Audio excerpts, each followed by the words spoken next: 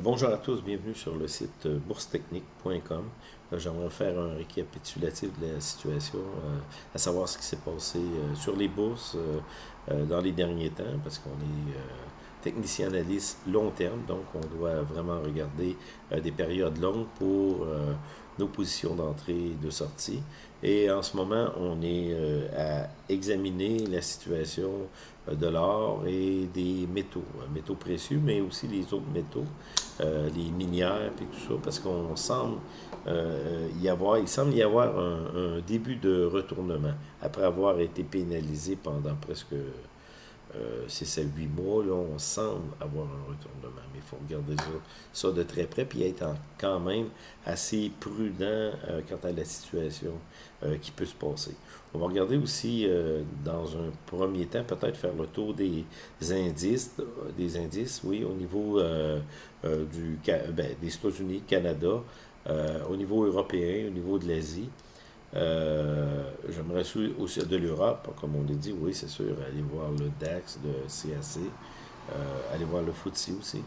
Et peut-être prendre un peu de temps pour regarder le dollar américain. Parce que le dollar américain a une corrélation directe sur l'or. Si le dollar américain baisse, l'or monte. C'est tout aussi simple que ça. Aussi, on peut regarder le pétrole, qui en ce moment est vraiment brassé de tous côtés. On n'a pas bien d'espoir sur le pétrole. Oui, on peut reconnaître des petites montées, là, mais à long terme, on s'installe vers un marché vraiment baissier. On ne réussit pas, en fin de compte, à baisser les inventaires. Puis c'est un peu normal, même avec les accords qu'on a de l'OPEP et tout ça, même si ça fait mal, des prix plus bas.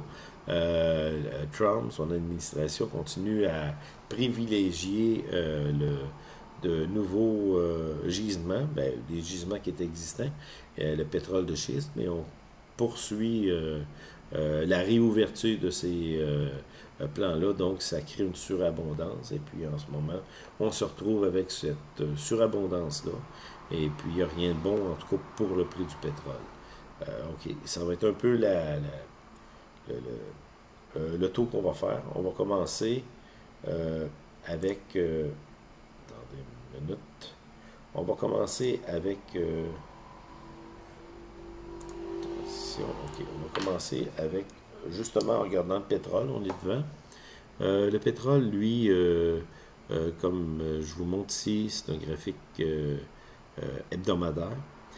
On voit très bien qu'on avait comme une tendance qui s'en allait à la hausse, mais qui a été ici cassée et au contraire d'une perspective positive de hausse, on s'en va vers une perspective qui semble négative. Donc, il n'y a vraiment rien on n'a rien à attendre du pétrole. Au contraire, en traçant notre ligne comme ça ici, on vient casser ici, donc on s'en va à la baisse. On peut aller peut-être jeter un petit coup d'œil sur le mensuel. Mensuel qui est encore vraiment plus explicite, qui nous donne une tendance à la baisse qui se poursuit. Jusqu'où cette tendance peut se poursuivre.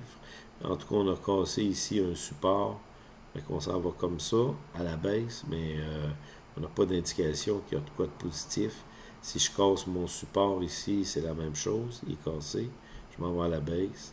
Même si on est en territoire positif au niveau du MAC, on est à la baisse.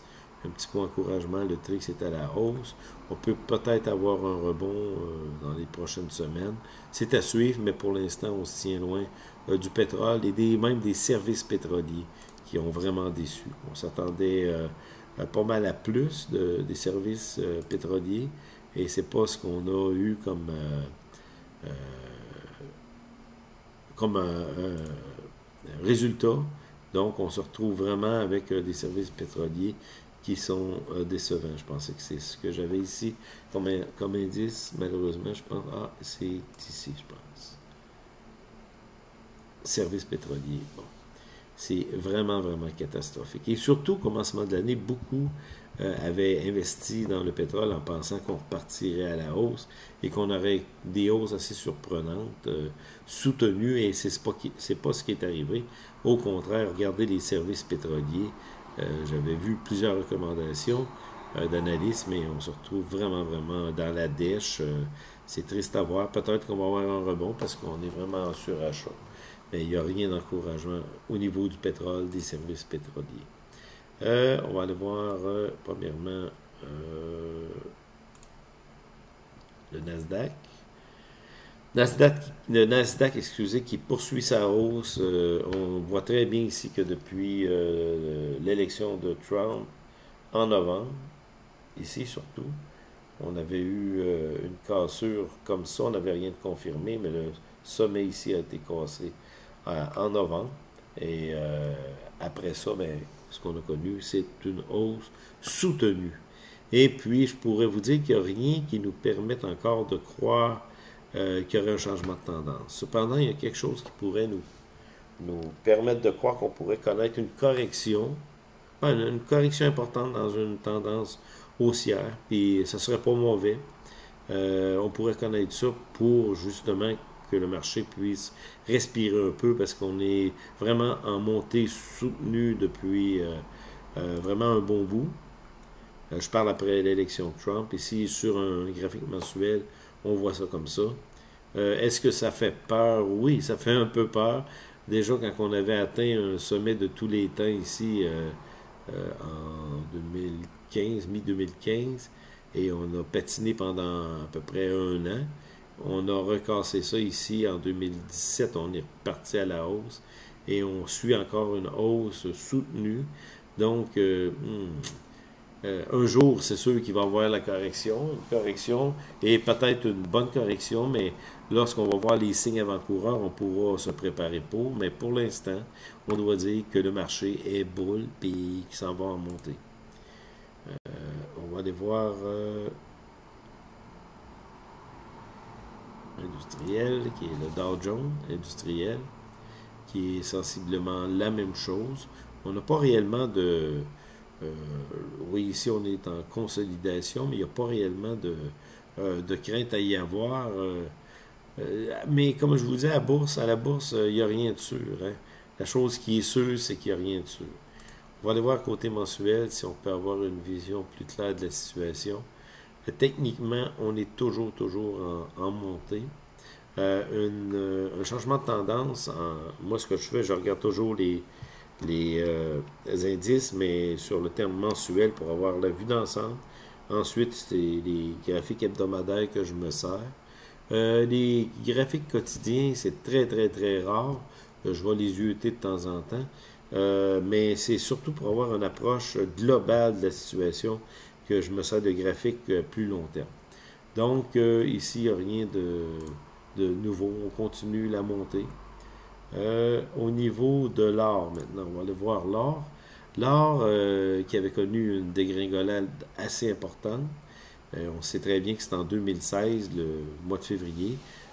On avait même calé ici la montée, la cassure. Et c'est ce qui est arrivé. On a connu une montée jusqu'en septembre, août, septembre. Et ensuite, on a eu un changement de tendance. Un changement de tendance assez raide, assez impressionnant.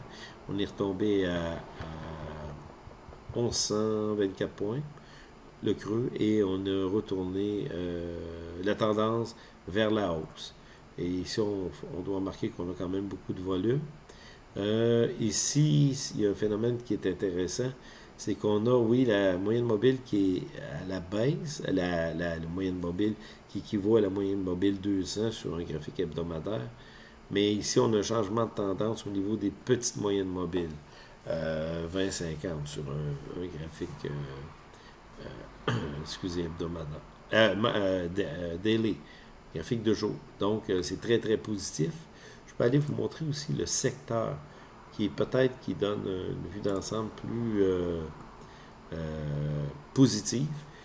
Malgré la tendance ici qui s'en allait vraiment à la baisse, croisement vers le bas, on a ici ce qui vient de surgir, c'est un changement de tendance qui casse la moyenne mobile 200, mais qui semble vouloir la propulser vers la hausse.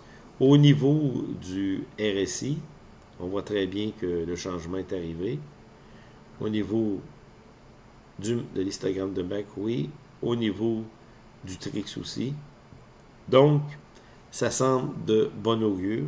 Il faudra suivre cependant les prochains jours ce qui va arriver. Pour terminer, je peux peut-être aller vous montrer de 8, qui se trouve être l'indice de l'or. C'est moins puissant, mais on a quand même les mêmes signaux qui sont très très semblables. Dans le fond, on a comme une confirmation de plusieurs signaux, à savoir ce qui va arriver, mais c'est pas nous autres qui décident, c'est le marché. Le marché a toujours raison. On va suivre ça de près, on va essayer de vous tenir au courant. Donc, c'était Jean-Claude Larochelle pour son analyse du 7 juin 2017. On se revoit bientôt. Merci.